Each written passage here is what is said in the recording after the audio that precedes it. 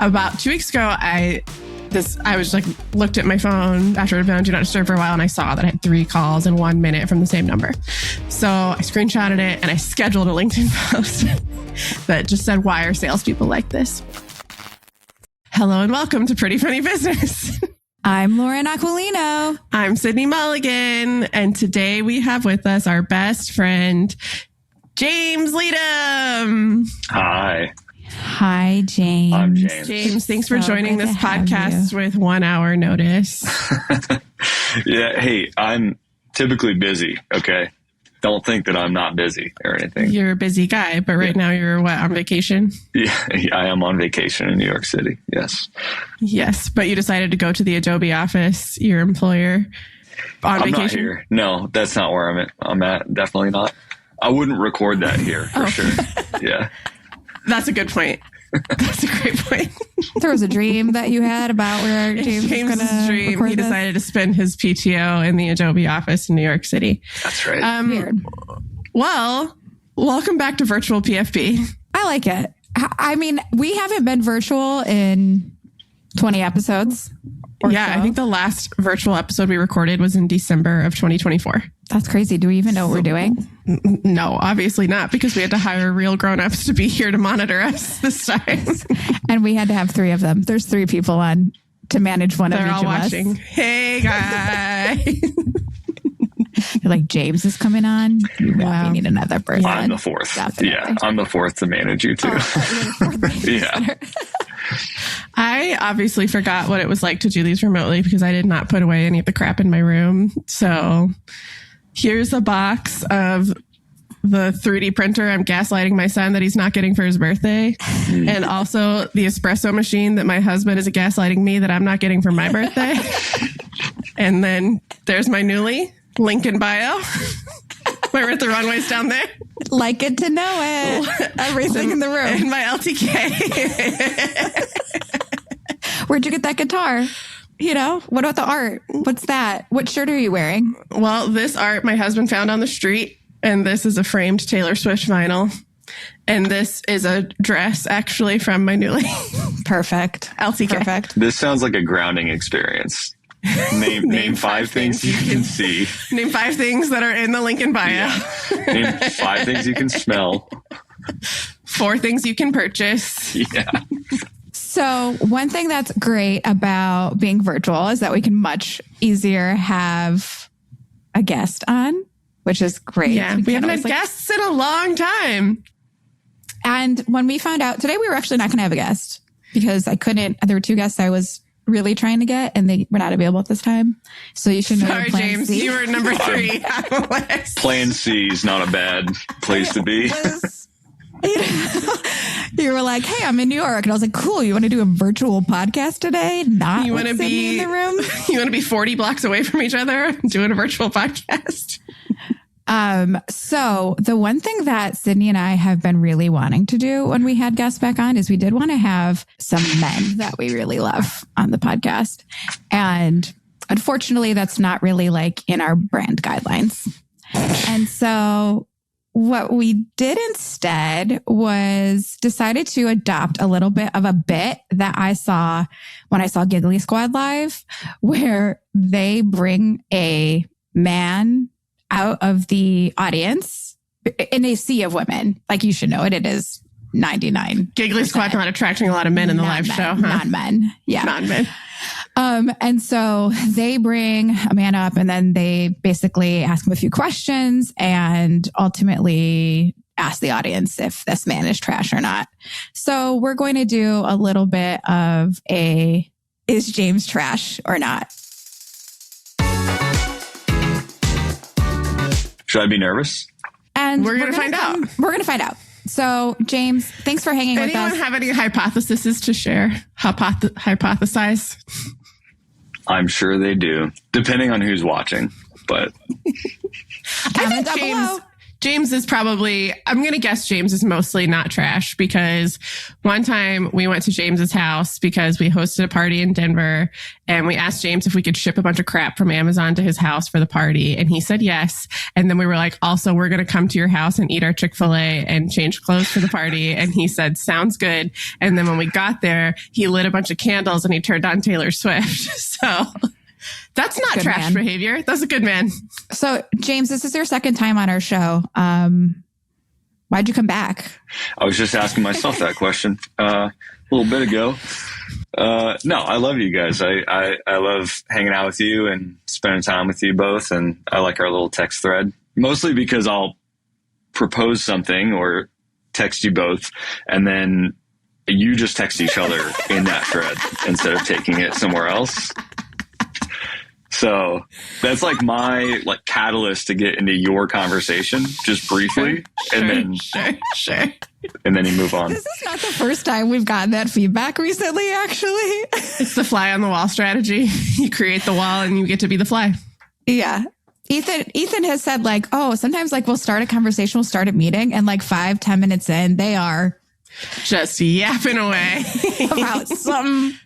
Yeah. And I'm just trying to keep up. We were just teaching Ethan about Sephora, and he had to go there one time to get something for his daughters, and he was very overwhelmed. So we decided that Sephora was girls' Bass Pro Shop, just like hockey is the boy aquarium.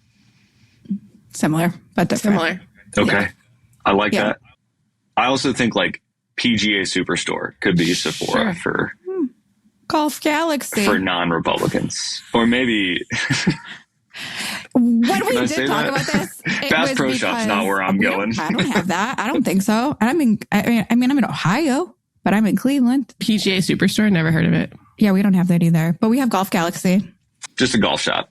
Yeah, Golf Galaxy. There you go. Okay, so what we'd like to put past you to decide whether or not you're trash, James, is a couple of our favorite LinkedIn posts or our least favorite LinkedIn posts. This is like the homework assignment you get in a job interview. Okay. So you're going to be put into a scenario, and then you have to describe your response. Your hypothetical comment on this LinkedIn post. So one thing that's not currently on our episode outline. I'll go comment it too.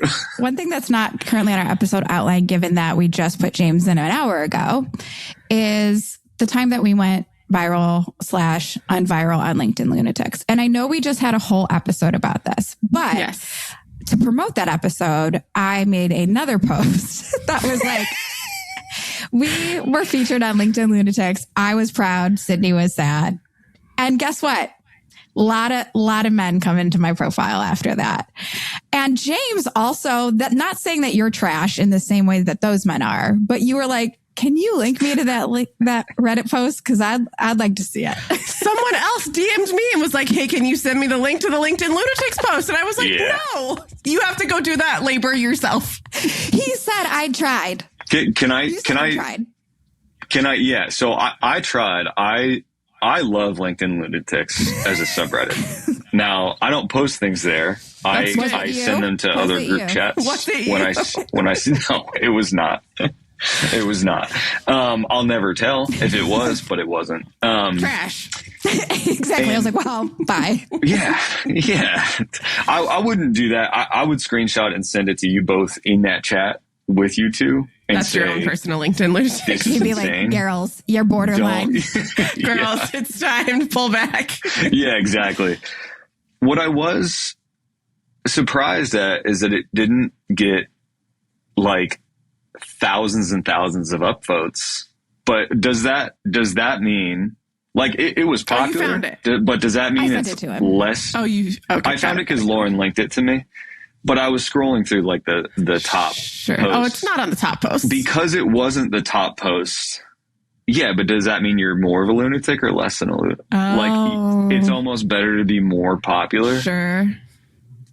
Yeah, and it was more popular. How do you feel about that? This is something that Sydney's been wanting to tell the world that when she was wait, let me tell you. Okay, so here's what happened. So we had, I think an inbound consultant, someone that wants to work with us, come through our forum. And one of the things they said was that they found us on a subreddit. And I was like, what? We're on Reddit? So I went to look and I just searched Emmy Collective on Reddit. And of course, my LinkedIn Lunatics post comes up. But then guess what else came up? Another LinkedIn Lunatics post that was Lauren, that was 1 year before mine. I don't think it was a full year. Oh, wow. We never saw But it. James, you should know it got like 0 upvotes. Yeah, no one cared about it. But It was not that. It was Okay, not that so crazy. that probably makes you feel better. I think Lauren, see, here's the thing. I was sad to be on LinkedIn Lunatics, and I think Lauren was jealous. So I wasn't jealous. It was more she like was sad that hers didn't get as much engagement, maybe. I was sad mine was on there because it was not the worst I've ever posted. It was like, that's what you wanted to pick? That's what I'm saying. She wasn't sad that it was on there. She was like, you could have done better. You could have done better. That's how I feel about all of it. The second thing is, Sydney, how can you be sad? You know what you're doing. I know. I think posting these like stir the pot posts on LinkedIn is like rejection therapy for me, where like I do it and then people are mean to me and I'm like, wait, I didn't want that. Yeah, exactly. I'm like, that's hilarious. You did it. You made it. It was a crazy hilarious. post and then somebody put it on there. I know. But then it made me sad. So I got to talk to Marge about it. I don't know. Yeah. Good idea. Okay. So should we review our current LinkedIn posts Yeah. to see if James is trash? This one is lame to start. Tame to start. I said lame. Both. Tame, lame. Tame to start. So I posted just the other day, and this is funny because it did not get a lot of like likes or views, but I got a shit ton of comments. I said, all right, I love when someone is called a free spirit. But like, if you're not a free spirit, what are you? like, what are you? What are atheists are like, oh, you're such a free spirit. And so people were like, oh, an expensive spirit. I said imprisoned. Imprisoned spirit. I just commented on this about 30 minutes ago. So give me your take. Like a well spirit, like Jack Daniels or Beefeater Gin or Tito's. That's what I think of. Like just going back to the well. I think that being the well drink of LinkedIn is similar to being the Costco rotisserie chicken. It's just another category of loss leader. You know, it like gets the job done. It gets the job done. It's not great. We're not here for a splurge. We're here for a good time. Yeah. But then like, as I was kind of talking about this, I was thinking like, and this is the reason it's on here. Would a man ever be called a free spirit? And would that be weird? Yes. Yeah. You know, men that are called a free spirit? For sure. Okay. Tell us about this. You don't have to name names, but tell us about a free spirit man that you know. Most are trust fund kids. So I think that's usually like the baseline is, I think the baseline in general for men or women in free spirits is that you're not worried about the day-to-day things that other people are worried about, like your rent or mortgage, paying your bills. Interesting. And so I think that being a trust fund kid is like step one to being a true like free spirit. Okay. I do not. That's different for men than women. When you think like of a woman called a free spirit, you think of a wealthy woman, a trust fund woman? I wouldn't say wealthy. You're saying that like, it's not that they don't have to be worried. It's that they're just not worrying. Yeah. Generally they're not worried because people that like, you can't be a free spirit and like get a credit, consolidation loan, you know, those are different. Like if you're a free spirit, you don't know what APR is. I think is sure. You don't have what I'm talking a 401k. About. You don't have a 401k, or you do, and it's not affecting you whatsoever. Like it's not going to change the outcome. Or it's like a 401k from 5 employers ago that you've never rolled over. Right. I also think, like when I think free spirit, I think like van life, maybe. Yeah. Sure. So you're looking at the newspaper and you're reading a list of unclaimed funds. And you're like, what a bunch of free spirits. Is that what I'm hearing? Probably, because I would be like submitting claims for those funds. I thank God for the free spirits, because that's going into my 401k. There's also like a type B person that like flies somewhere and doesn't have anywhere to stay, and it's just like, I'll figure it out. That's a free spirit. Right. That gives me a panic attack just thinking about it. Totally. Yeah. That's what I think of when I think of free spirit. So I'm like Dwight Schrute. I'm like, would a free spirit do this? If the answer is yes, then it's not. It's Then not I'm not, you know. Yeah. James is a chained soul. Someone else said that, like, you are just indebted to the anxieties of life. I'm with you, James. It's true. I am. I'm with you. All right. Yeah. Number 2, and this is Sydney's big one. I would like to say that this is a currently in progress situation. Developing news. Developing story. April O'Neil here with developing news. Yeah.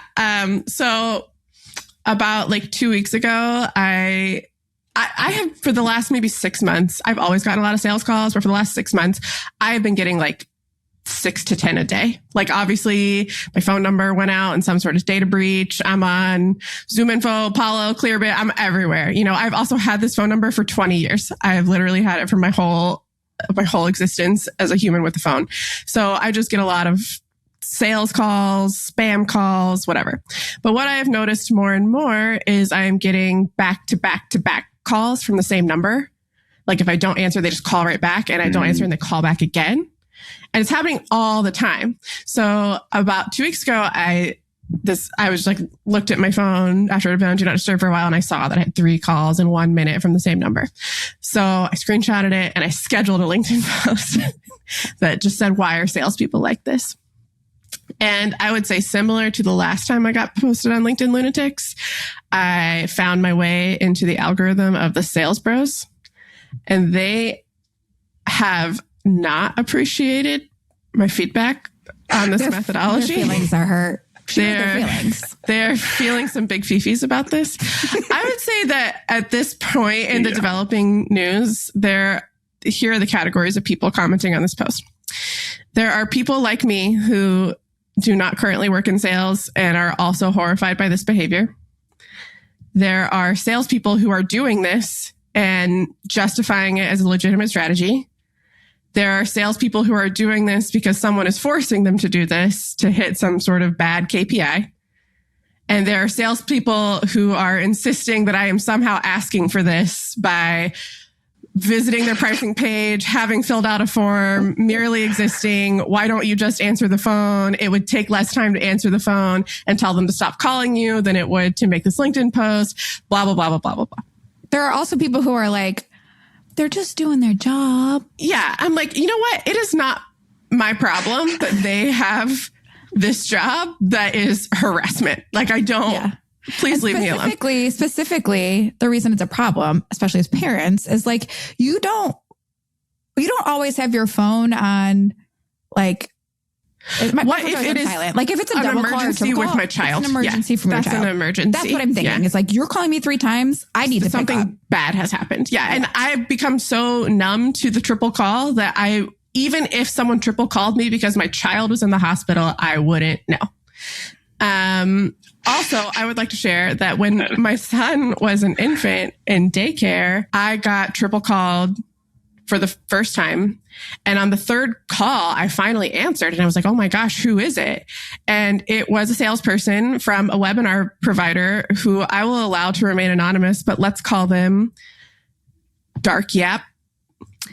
And he said, this is so-and-so from Dark Yap. I was wondering if you want to talk about your webinar provider. And I said, please never call me again. And I hung up the phone. And then he called me back and I sent him a voicemail, and then he called me again. So that is 5 calls in 2 minutes. So that's nuts. Yeah. So I called him. I answered the phone again, totally and I was like, do not ever call me again. Then I found his boss on LinkedIn and I sent him a message and I told him that this was a bad person doing bad things and that this is only for emergencies. So probably that boss was like, way to hustle that guy. Pull up that DM. It's going to take me a while to find it. I want to see that DM more than anything else. For the Patreon, I will provide a screenshot of that DM. Whoa. Okay. You got to pay to have access to that. Subscribers only will get a screenshot of that DM. It's not the Patreon. We're supposed to say it's Substack. It is our paid Substack subscribers that we refer to as our Patreon in the same way that you call all tissues a Kleenex. A Kleenex, yeah. So, James, tell us your opinion on that LinkedIn post. Yeah. I think there's a reasonable expectation for sales reps to call. I don't think calling 3 times in a row is reasonable. I think that we're doing omni-channel, right? Send me an email, call me, leave a voicemail. Don't call me and not leave a voicemail. Actually, that's what they're doing. They're not leaving voicemails. That's something that actually gets under my skin as well. Because I'm not going to pick up if I don't know the number. No. I don't have any kids. Someone else's kid is hurt. Don't call me. That's not why I'm being called. No one's emergency contact. Did you're my children's emergency contact? That's perfect. I would love to know their names at some point too. So I think 3 in a row. I just had this because I reached out to someone asking about refinancing my home, and they started calling me at 7 a.m. every day, and then 8 a.m. and 9 a.m. On the same day. And I was just like, I don't care if you have a 1.5% offer. Take me off. I'm never doing business with you. Leave me alone.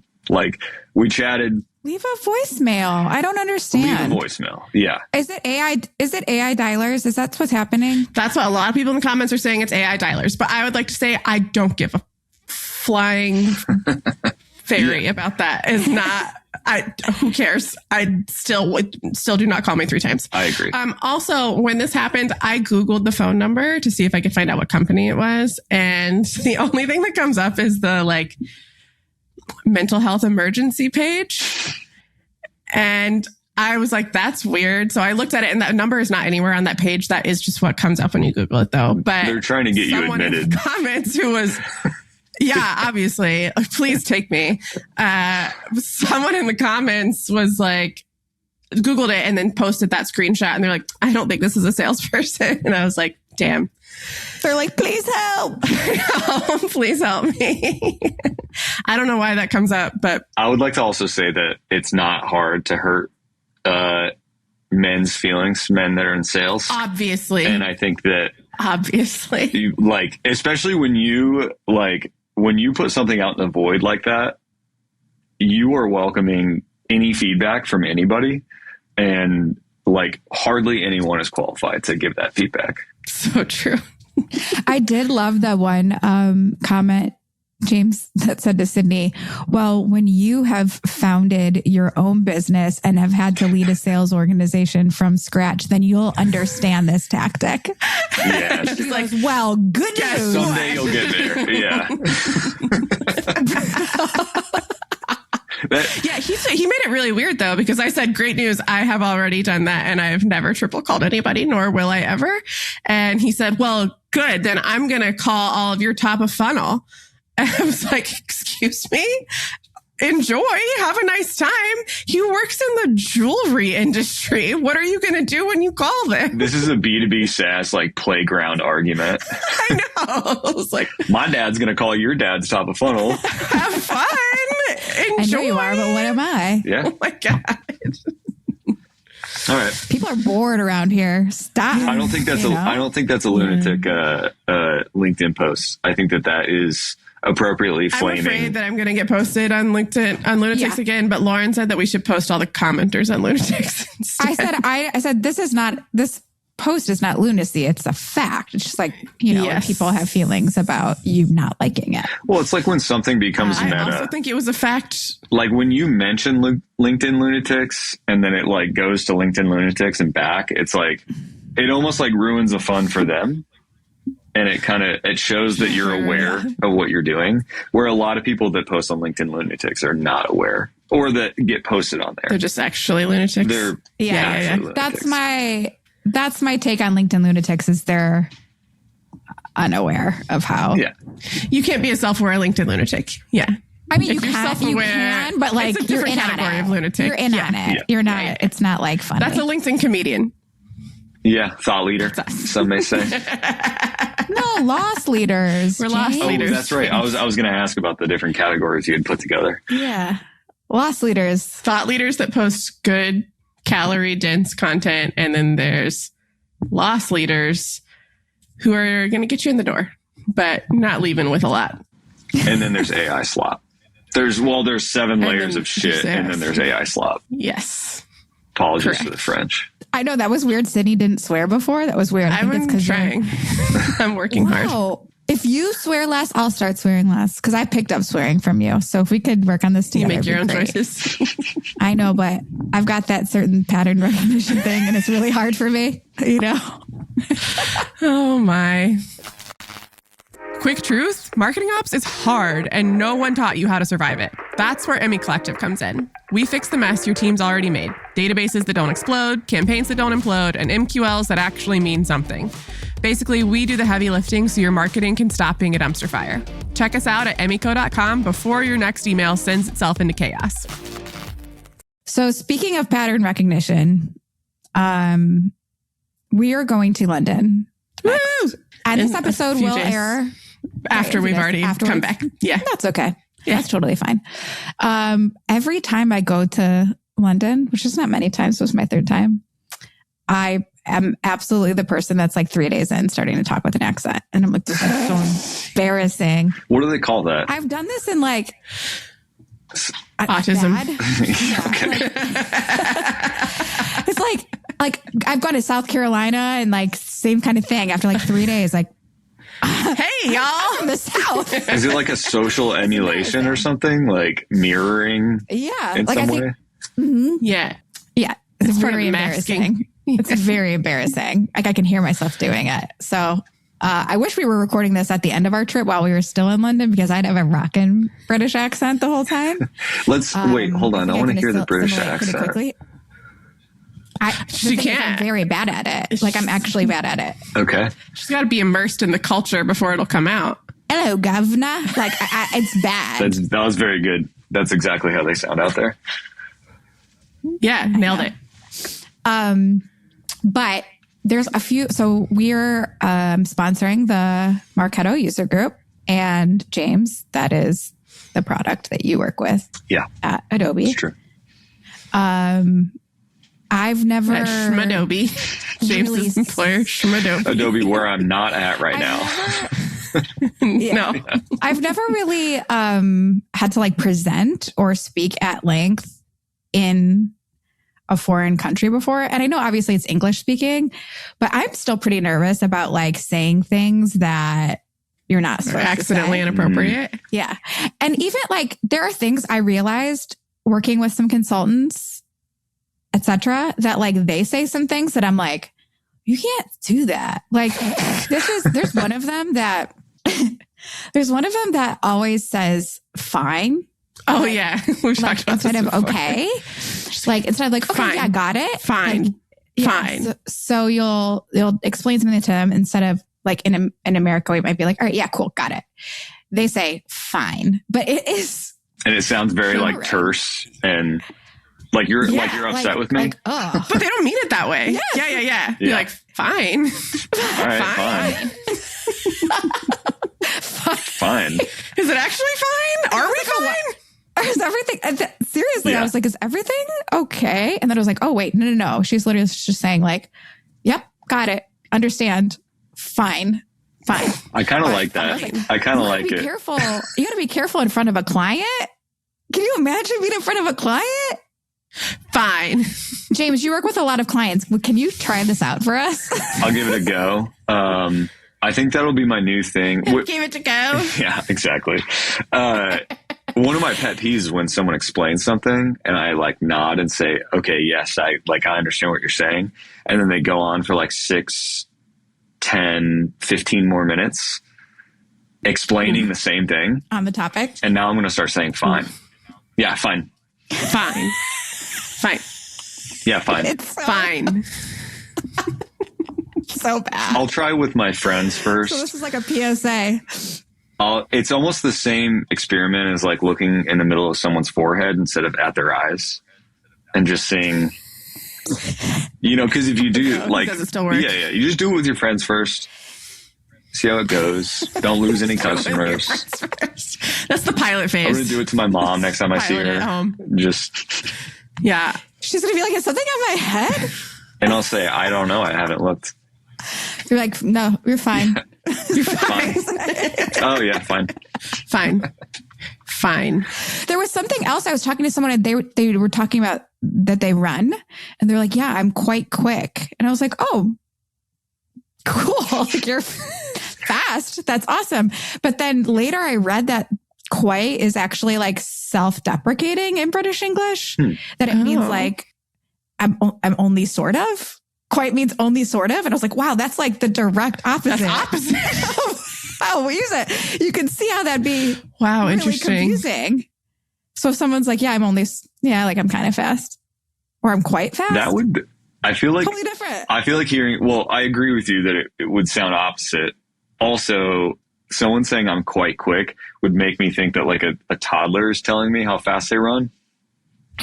You know, like I'm quite quick. Like, I'm super fast. Good boy. That's so cool. Oh yeah. Let me see. Yeah. You're Superman speedy. Go around the room. Wow, you went so fast you were invisible. Let me time you. Let me time you. But knowing that it's self-deprecating is fun. That does make more sense. I didn't know that. Is there anything else we should know about like Marketo in London, James? Like, what's going on over there? I don't know. What's their data center like? A lot of like OUs instead of O, like color. Is it? Yeah. Oh, yeah. A lot of data. Yeah, He's talking about the data itself. Their data center, London. Good pods. Haven't seen a lot of downtime. Cool. Good pods. I think they're fine. Good yeah. stuff. They're fine.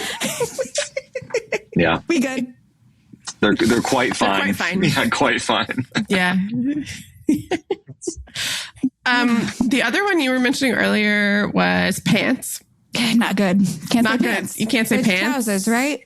Trousers. Pants are like underpants. Pantaloons. Yeah. And when you were saying that, it reminded me that, Jules, our friend Jules, that is from Wales, I think Wales. She told me a long time ago that they would say, oh, pants. Like pants is a swear. Yeah. Like oh, pants. Or that's pants. That's like, I fascinating. think the same way that we use pee-pee.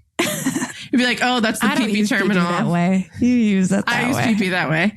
If you refer to something as pee-pee crap. because it's not as good, you'd be like, that's pants. I say butts. That's the pants terminal. That's butts. trash. Yeah. That's trash. So that's maybe we garbage. should rename this episode in the series, Is He Pants? I like it. Yeah. Done. Is he pants? I like Anyone it. else? Anyone anti? Pants. It's just you and me. So I think we're 100% you guys. Yeah. unanimous. Yeah. James doesn't get. I have no opinion on it. James doesn't get a vote. No, this isn't his podcast. He's just a guest. Correct. All right. Well, I think this leads us into perfectly whether or not is someone pants or not is a dream I had about someone. We love to talk about our dreams this season. We've both been having some really vivid dreams. Yeah. And I don't like finding myself in Millie's dreams. I need to maybe talk to someone about the meds I'm on or I'm not on, about having to deal with these things that are happening in my life. Yep. But I dreamt that I was at a conference in San Francisco last week or 2 weeks ago, and someone began to tell a story, and this is like, I'm with a lot of corporate folks, a lot of people that I see often. In fact, I was telling someone, I used to, this was not my dream. This was real life, but I used to have to go to a lot of trade shows in my prior past life for Dimension. And I'm like, oh, we used to call each other the carnies, like the same booth people you would see every time. That's funny. Welcome back to the carnival. Good to see you again. All the different rides, but it's just Still haven't gotten rid of all those stuffed animals. Exactly. We got to come up with carnival games to get rid of all our shit. Mm-hmm. Anyway, so I had this dream where I was sitting with a friend and a carny, let's just say. And somehow this carny felt comfortable enough to begin to tell me about their vasectomy, which read the room in my dream, to be honest with you, because sometimes I actually think it's okay.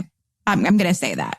If You women gotta are know maybe when an talking overshare is about- appropriate. Yeah, if women are maybe talking about giving birth and like their husbands got snapped and like, you know, it's like, okay. But let me tell you that while this story was happening in my dream, my subconscious was going, hey, bro, you can stop at any time. You do not have to finish the story. I'm giving you an out, but we don't have to. And they, unfortunately, my brain really wanted to hear the story. This was your dream, right? Said, no one told you about their vasectomy. This is your dream. It's a bad dream that I had. Okay. But like in my dream, this person was like, oh, I had a vasectomy. And you know what happened to me in my vasectomy was there were 2 nurses. I said to them, wow, I never thought that this is what my first threesome would be like. And me and the person in my dream went, like we gave you so many chances to not finish this story. Man, that dream guy was really interested in delivering that punchline at all costs. And then he went to someone else and was like, let me tell you this story because in my dream, Lauren didn't think it, like, I didn't laugh. She didn't laugh at this. And I was like, no, that's harassment, brother. That's not. Do you know what I love about that dream is that there are things that come into our brains and we have to like your brain made that up. Like for all intents and purposes, you are the one that made that joke. You know what I mean? Sure. That's a great point. That's a great point, James. Sorry, guys. I'm getting booted out of the room. Okay. Well, James, it's been a pleasure having you.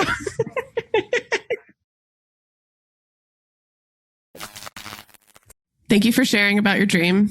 Yeah, I'm so sorry that like my dream was so jarring. James had to go. What a wild dream. Chase James right out of here. He was like, I'll be trash. It's fine. Bye. Bye. Mic drop. Okay.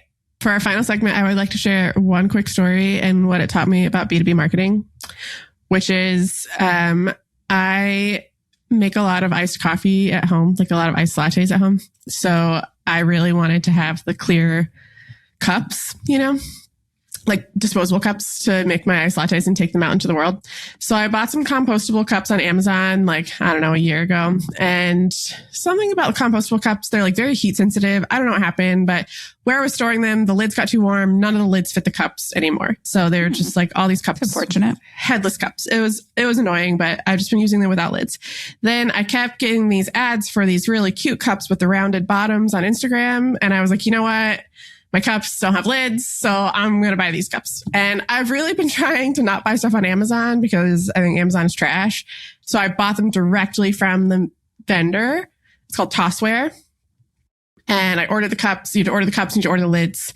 And then a couple of days later, I got an email from their customer service that was like, hey, the lids that you ordered don't match the cups. They're not going to fit. Well, why'd you let me do that? Oh, they didn't. Yeah, they were like, do you want to swap them out? Yeah. Yes, I was so impressed. I was like, Amazon would never do this. This is why I order from the vendor. Like, we can swap it out. It was very easy. Like, thank you so much, because this is a non-refundable. You can't return it. Like, it would have been a big bamboozle. Great. So finally, the cups come and the lids do not fit. There was an attempt. Yeah, they sent me the lids that they recommended. I ordered 96 millimeter lids. They're like, no, you need 98. And then I got the 98 and they are too big. Obviously, I needed the 96. I ordered the correct lids the first time. But so I contacted them, whatever. They sent the 96 lids. So now I have the cups with the correct lids. But the 98 millimeter lids fit the cups that I got on Amazon. Wow. And what this taught me about B2B marketing is that sometimes one problem solves another problem. Like when you have that perpetual sync error, that's like the phone number syncs to Salesforce and then it gets deleted and then it syncs back and it gets enriched and then it syncs to Salesforce and gets deleted. Yeah. And that happens every day. There you go. That's it. That's what taught me about B2B marketing. It doesn't actually sound like it taught you anything. It just like maybe reminded you. Reminded me of B2B marketing. Sometimes you have to set up a system that makes another mistake to fix a different system that's also making a mistake, because you only own the marketing system. So you can only re-enrich the phone number. You can't stop Salesforce from deleting the number. So it's just going to keep deleting it. And you know what? You'll be pleasantly surprised when Salesforce admins make an update that solves your problem too. Maybe. Probably not. Probably make it worse in a different way. Seems more like you got lucky. Yeah. Yeah. Now that I think about it. All right. Well, in conclusion, James Leedom, I love you, man. I'm sorry that... Is he trash? Is he trash? James is not trash. James is one of my favorite people. I think that James has elements of trash, but I would not call him holistically trash. Those elements are my favorite part about James. Sometimes trash can be an accent on an otherwise good person. It's like flair. It's like highlighter. Yeah. Like, oops. Like a little stain, like a little ice cream on your shirt. A little sprinkle of trash. Like smells bad after being in the sun for a little bit. You know? Yeah. It's just a topping, a garnish. All right. Well, good luck out there, little podcast.